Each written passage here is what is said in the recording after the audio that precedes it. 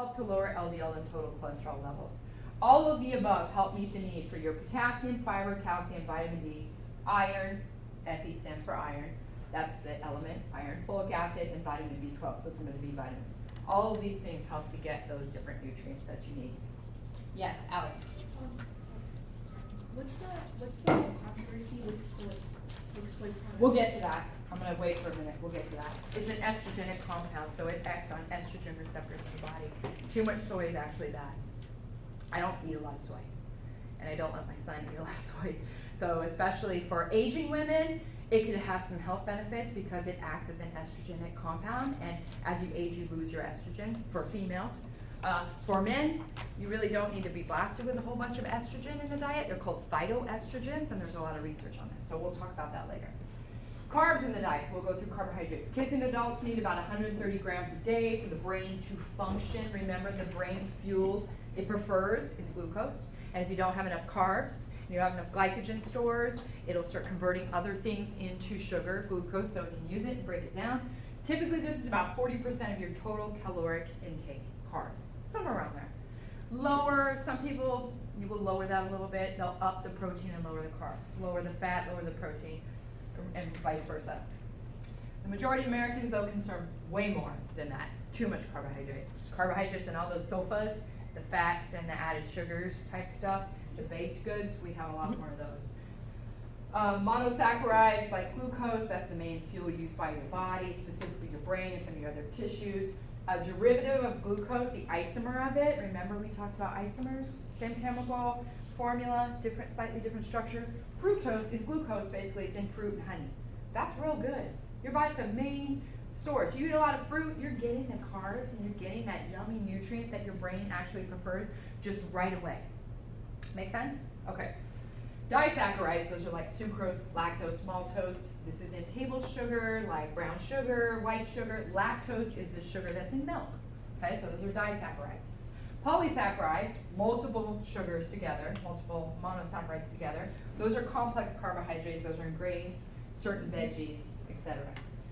If you don't get enough carbs consumed, or if you're starving, and you're not starving like fasting a day, but several days, right? You don't have enough food. Your muscles, your heart, your liver, your connective tissues, your other organs are going to start to break down because your body needs amino acids for a fuel source if you don't have enough carbs, right? Your fat metabolism will also ramp up. So your fat cells, your adipose cells will start releasing the triglycerides, splitting them into free fatty acids. So the fatty acids are circulating throughout your blood so you can metabolize those. When that starts happening, you make a lot of ketones. Ketones are a type of acid that is a breakdown product of fatty acids, and ketone levels will go up in the body from those triglycerides being broken down. We call that ketoacidosis. When you have too many ketones circulating in your blood, that drops the pH of your body, of your blood, below 7.4. We call that ketoacidosis. Ketone building up, causing acidosis of your body. That's not bad. I mean, that's not good.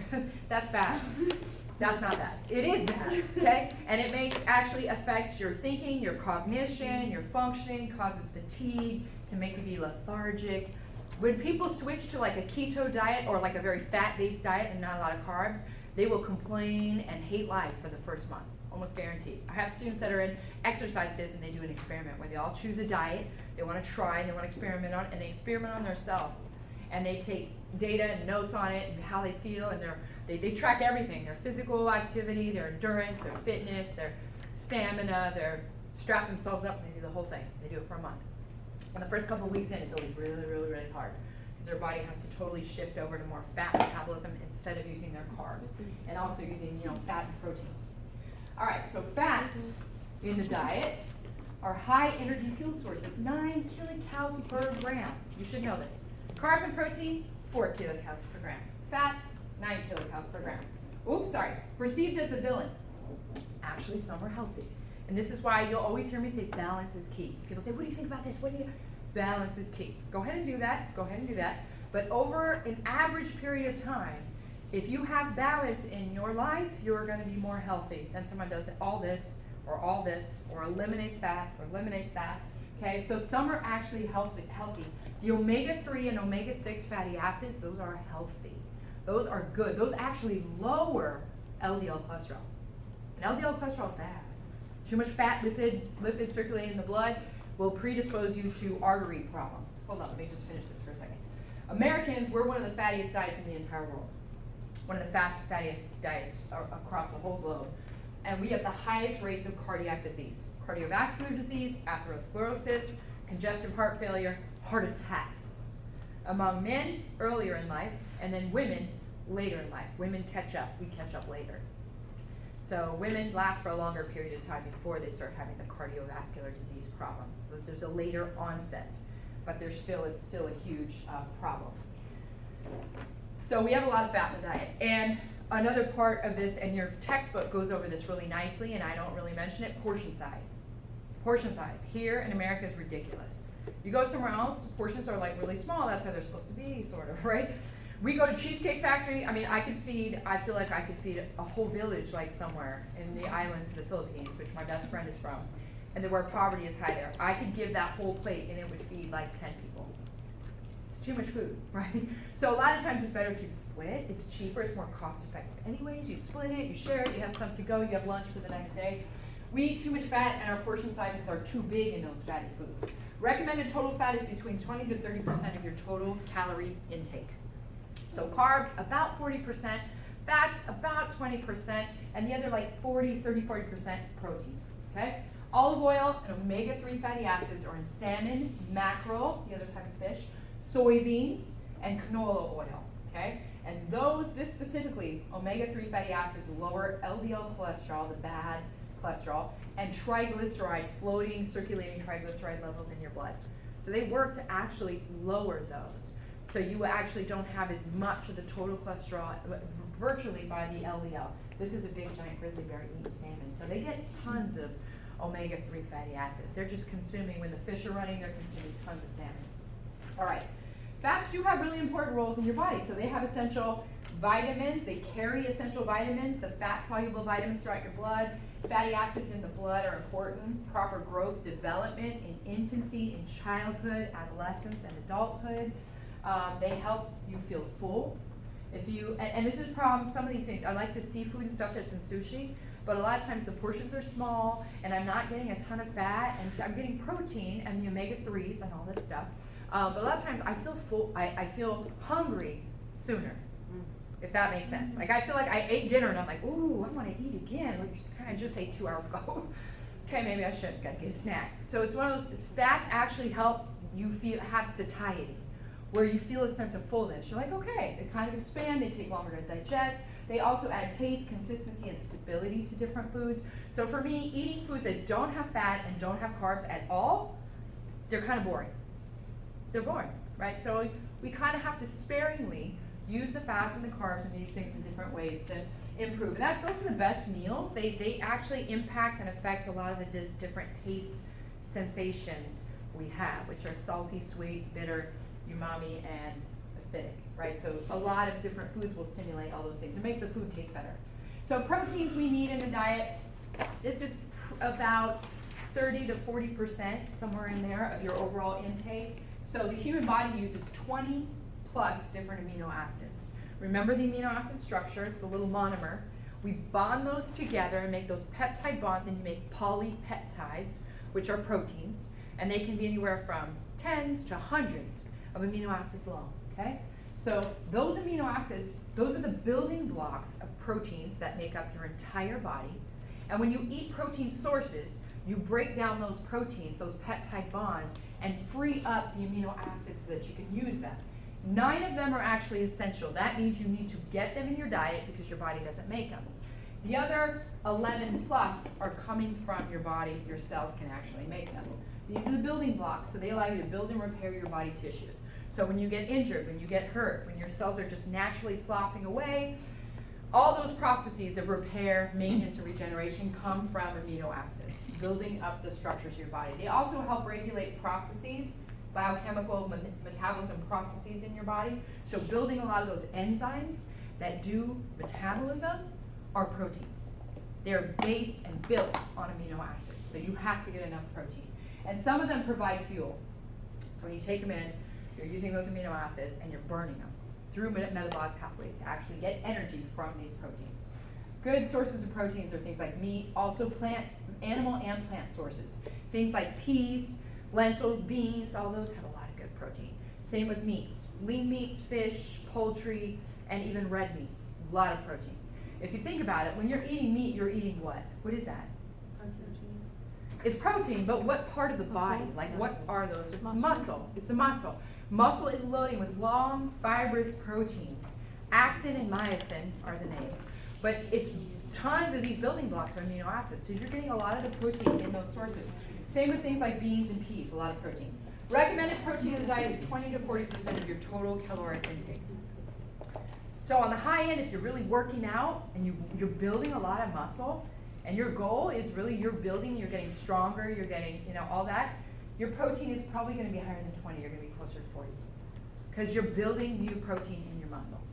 Hard to do that if you're not getting any protein in the diet. You can do it, it's an uphill battle, right? So you need a little bit more, you need that balance. Complete protein we call, this is complete protein in that you can absorb the amino acids you need right into your bloodstream, in your GI tract. And we get this from animal tissue. Lean meats, seafood, cooked dry beans, and peas also have this complete protein. But most protein coming from plant sources is what we call incomplete protein.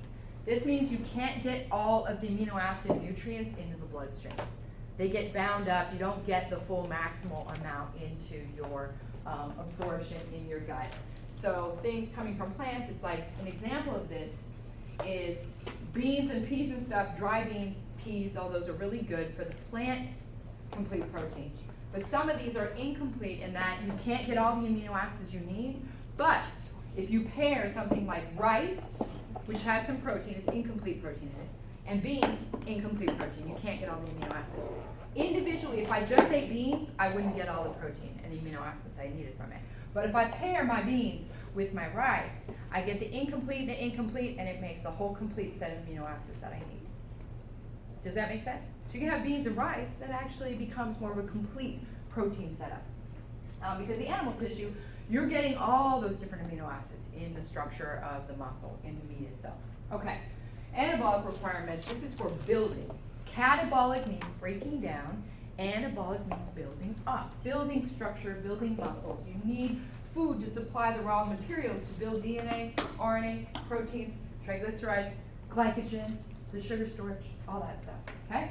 Most fatty acids and amino acids can be produced by your body, so your dietary requirements of what you need as nutrients are less. So a lot of the fats, like the cholesterol, the fatty acids, over half your amino acids, your body can actually make it. Your cells will make these. They are a little factory inside of all your cells and they can make them. We're going to talk about that on Monday. A few can't be made by your body, so they have to be obtained in the diet, and these are called essential nutrients, okay? So essential nutrients, we've got 9 essential amino acids. You can learn these or you can not, I don't care. There's 9 essential amino acids. Lysine, tryptophan, phenylalanine, and so on, okay? There's 2 essential fatty acids, and I want you to know we have an omega-6 fatty acid, that's linoleic acid, and we have linolenic acid, and that's an omega-3. If you just learn omega-6 and omega-3, that's fine. Okay, so you need to get those in the diet. Your body can't make them, and they're very good. They're good essential fat that you actually need. Vitamins are actually small. You also need essential vitamins. These are small organic molecules. They serve as coenzymes, and they help your body use carbs, fats, proteins to build and maintain your tissues. You have 13 essential vitamins that you need, and that are part of our daily recommended sort of diet of what you should be consuming. You have to get them in the diet. Body can't make them, or the body only makes a very, very small amount. Vitamin D, vitamin K, and vitamin B are examples. 2 classes of vitamins are fat soluble and water soluble.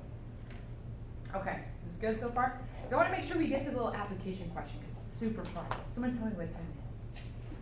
Oh, I guess our clock works now. I always forget. 33. Okay, so we got time. So I want at least 5 minutes for us to work in little small groups because it's a lot of fun.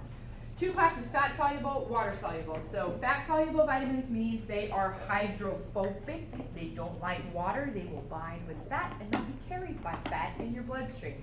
And I think of adik, fat, like eek. Adik, I know it's weird. But I think of adik, fat. Fat soluble vitamins. A-D-E-K. It's weird. Okay, I know. Mnemonics and acronyms, when they're weird, that's how I remember them. Water-soluble ones are all the B vitamins and vitamin C, okay? So the water-soluble ones, you got all the B vitamins, vitamin C, we call ascorbic acid. If you ever read this on the back of makeup or products or foods or whatever, ascorbic acid is just vitamin C, that's it. Water-soluble, so they can be lost when you food prep. Steaming broccoli, steaming spinach, steaming all that stuff, it helps to leach. You lose those vitamins in the steaming process. Not all of them, but a lot of times, a lot of the vitamins. So you can't store them in the body, we have to take them in. These are all the different examples of the B vitamins, okay? So like vitamin B1, B2, and B3, B6, and then vitamin C. Notice they do all these different things. They're coenzymes, they're helping with make that NAD, remember the NADH that is important for metabolism and carrying the electrons? If you don't get enough of the B vitamins, you can't make enough NAD or NADH. That helps to fuel metabolism and make ATP, right? So some of these are coenzymes, they help in the metabolic pathways, they're carriers, hydrogen or electron carriers, same thing in cellular respiration, which we talked about. Vitamin C, notice, is a really good antioxidant, okay? So it inactivates free radicals.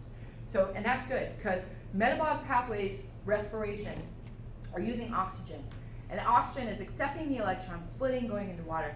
Basically, it's like exhaust on a car. Whenever you're burning something and breaking something down, free radicals, things that are very reactive from that oxygen pathway, are going to be created. Free radicals, too many of them are bad. That actually starts to cause your cells and your tissues to break down and have damage. So vitamin C is an antioxidant. Those oxygen pathways that create a lot of free radicals, this exhaust, if you will, from metabolism, vitamin C helps to scrub them up, grab them up, bind to them, and get rid of them. Vitamin C is in a lot of things like juices, citric fruit, citrus acid containing fruits, orange, colorful, yellow, orange, red fruits, grapefruit, oranges, all that stuff. And deficiencies in any of these water-soluble vitamins can have a lot of widespread negative effects. Vitamin C deficiency is one of the first vitamins that was discovered, and the name vitamine all came out. People on boats, like sailors, were getting scurvy, right? So the gums and the bleeding and the tissues, sort of mouth and teeth and everything just breaking down because they weren't getting enough fruits and vegetables, citric acid type containing things like green leafy stuff and fruits. So they discovered, wow, you lack vitamin C, you get scurvy. Yeah, was there questions one time? Yeah, I was just asking, so like when you steam your vegetables, does it just like go off in the air or is it like in the water? Because I know when I steam broccoli, the water's like green afterwards. Yes, a lot of it's in the water. So you get the pigment and then you get the vitamins in the water. Most of them don't get vaporized, they're not aerosolized, they're in the pan and they're in the water. Okay, so it's just a question. Yeah, Totally. I mean, you can do it. Just have it a little juicy. Smoothies. Just add some of the juice on there. I mean, but some of them also break down a little bit with the heating and the cooking process, so you actually destroy the protein and the chemical vitamin nature of some of those. But yeah, they're more in the fluid in the water than anywhere else. These are all the different vitamins. These are sources where you can get them, so just look over this. A lot of the different sources of where they're found. What do they do in the body? And then what happens if you're deficient? So here, example, vitamin C, scurvy. That was the example I gave. Folate or folic acid, anemia. Vitamin K, inability to form clots, problems with the blood, vitamin K. So we get some anemia and blood problems with loss of vitamin B, vitamin folate, and vitamin K. All right, so there's also some minerals that are important, 7 essential minerals. These are non-organic molecules. These are used as cofactors in a lot of different biological processes and reactions. Needed in large amounts. These are minerals. That means they're not organic compounds. They don't have carbon. They're real simple. They're like the minerals, the salts, right? Calcium, magnesium, phosphorus. You need a lot of those. Calcium you can get in dairy products and certain fruits and vegetables and things like leafy greens like spinach, okay? Needed in small amounts, we call trace elements, and that's iron, Fe, iron, sodium, Na, potassium, K, zinc, Zn, iodine, I, and selenium, Se. So you need a lot of those, you need a little bit of those. So you can see table 10.1 and 10.3 in your text, and it goes over exactly these different minerals, why you need them, how you can get them in different sources, and what happens if you're deficient. Calcium has a really special importance in women, okay? 99% of your body, calcium is in your bones, stored in your bones, okay? Other 1% is used to fire nerve impulses, contract muscles, move, release insulin, do all these calcium-dependent processes. 90% of your bone mass is acquired by the time a girl is 18 years old, okay? So the bone mass is pretty much, 90% of it is there already when you're in young adulthood. So you need adequate calcium intake at younger ages is really, really important. And then continued calcium throughout your life. So you have to have enough calcium, especially for women, throughout your entire life, from being a girl to adolescent to a woman. Women need about 1,000 to 1,200 milligrams of calcium a day, okay? So, and if they're not getting it in their diet, in their nutrition, then it needs to be taken as a supplement, a vitamin, like a calcium supplement or a daily vitamin. Osteoporosis, we've already talked about. This is the demineralization of bone, so the loss of mineral in bone, the calcium phosphorus mineral that's in bone, or the bone mineral density, BMD, goes down. If your body doesn't have enough calcium, you're not getting it in your diet, your bones are actually going to release it, and it's going to go leach into your bloodstream and go to the other places in your body that need it. I showed you this image before, but also characteristic is what happens is the bones start to, the back starts to get sort of hunched. You lose the mass and the rigidity of the skeleton. So, and it gets harder to walk. Some people have to use canes. They get kyphosis or kind of bending over the back. They get more brittle. You're losing the density. This is purely from a loss of calcium, so the mineral content of bone. Osteoporosis is really prevalent in aging postmenopausal, but I will say sometimes young women as well, okay? And this depends on estrogen levels in aging women and physical activity in women throughout their lives. So if you don't get enough sunlight, you don't need enough calcium, you don't do enough physical activity, the odds are really in the direction that you're going to get osteopenia and osteoporosis. A lot of women get it. It affects tens of millions of women in the U.S., even sometimes young. I have a friend, she was 40, 39, she already had osteoporosis. So she didn't like going out in the sun, she doesn't like exercising, she doesn't eat, she doesn't like vegetables. And she's like, oh, what do you expect? That's, of course, that's what's going to happen. So the behaviors that can reduce the risk are a healthy, balanced diet with enough calcium, load-bearing exercises or strength training, even doing stairs, or treadmill, any of those things where you're using your muscles and your bones, and there's some resistance to that. Because this actually promotes the bone cells to lay down more bone tissue. It causes more mineral, more calcium and phosphorus to be put down in the matrix of the bones at the locations of where the load bearing is. Why? Because your bones and the cells that make up your bones, that create the matrix, they get the stimulus, oh, we need to be stronger because we're having pulling and exertion effects. So it increases the strength and the mass of your bones. So if you don't ever put forces on your muscles, which hence puts forces on your bones, there's no need for them to add more mass and add more minerals to your bones. So they will start sort of breaking down and decomposing. Vitamin D actually promotes calcium absorption from food. So vitamin D in the gut, when you consume vitamin D, it helps to actually get calcium into your bloodstream, which can get to your bones ultimately. Sunlight, a little bit of sunlight allows skin to make vitamin D. So avoid or minimize alcohol, cigarette use, and drug use. These things actually also are negatively associated or have a positive correlation with bone mineral loss over time. So it can increase rates of osteoporosis, especially in women that are at high risk because of some of these factors. Okay, yes? So load-bearing exercises are good, but I've heard that like when you're growing, it's best to do things like gymnastics or cheerleading because it's too much stress on the joints. That is true. Some of those can have, I mean, a lot of those things, they really give good fitness and good health with the muscles and the heart and the joint, but they can be anything wear and tear that's repetition on the body over and over again can increase the risk for things like osteoarthritis later in life, joint damage, tearing, injuries, all those things out that, whenever you do anything in repetition. Yeah, I don't know. I'm not sure. So, I mean, some of those women grow up and they're very, very healthy women. Some get injuries and their body falls apart. So, sort of that. Okay, so foods that are rich in calcium, you might hate this, sardines, certain fish, very high in calcium. Dairy, milk, cheese, yogurt, sardines, I said sesame seeds, dried figs, black-eyed peas are really high in calcium. Green beans, really high in calcium. Almonds, so certain nuts, spinach. So a lot of the leafy greens and nuts and those types of things, including dairy products, are all high in calcium. Iron is also really important. It has a special importance in women more than it does for men. But I want to go ahead and skip ahead so we have at least 5 minutes to do the group application. We'll prepare share. So I'm going to come back to this. Make sure you look over all this. You've already read over this in your textbook, and you're already going there because that's where we're going Monday. Skip ahead of the iron. We'll come back to this. And free radicals, the effects of free radicals. We'll come back to this. There we go. Okay. I think it's right up there. So there's we'll talk about phytoestrogens too. Obesity, we're going to go there. This isn't relevant to the application question, although these are things we've done in lab. Okay. I think it's women are increased risk. There it is. Okay. So this little section here, this is where we'll end for right now. I don't know if you guys have watched. I don't know if you've watched the show. This is Survivor. Okay. Really like Survivor. The season premiere was last night. I was so excited. No, it wasn't last night. It was the night before, but I rewatched part of it. You have 2 subjects. Both of them have been accepted on the show Survivor. You don't have to know the show to be able to do this. Where they'll compete on a tropical island and attempt to outplay, outwit, and outlast 17 other players for winning $1 million if they make it to the end. Okay, you all know the premise?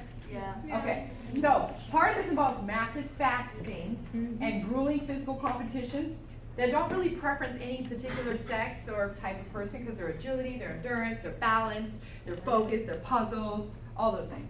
For 39 days, which subject do you think will fare the best or win and why? And I want you to bring in the factors about the body we've talked about and nutrition we've talked about and overall composition of the body. Here's some part for your answers. We've got Alan. He's a man. He's in very good shape. He's got good muscle mass. He's got very lean body mass is very good. He's got a lot of muscle, not a lot of fat. And then we have Lauren. She's older white woman in her 40s and got more fat, so she's got a higher BMI. She's got more body fat and less lean body mass, so not as much muscle. I want you to just kind of just think about this for a little bit and just go through this process of fasting and grueling competitions and which of these individuals, just based on what you know, just based on sort of physical body, is going to end up doing best. Take a couple minutes. It's not tricky. It's just, I just want you to think about it. Yeah, you can write it down if you want to write it down and jot down your little things. We're going to talk about it as a group too. So in your individual groups, and then we'll all come back and talk about it. You haven't? That's upsetting. Okay. Obsessed. Okay. The thing is, I'm thinking, what? I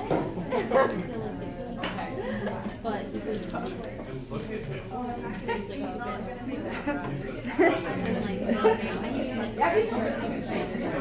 but at the same time, That's yours. I think Alex is best, honestly, because the game does that, but like the activities they do is a lot of like fitness. It's like you got to stretch out, you need like nothing is more like the mental drive, is my opinion. And I don't know what she's been through, but she's been through a lot. He looks like a pretty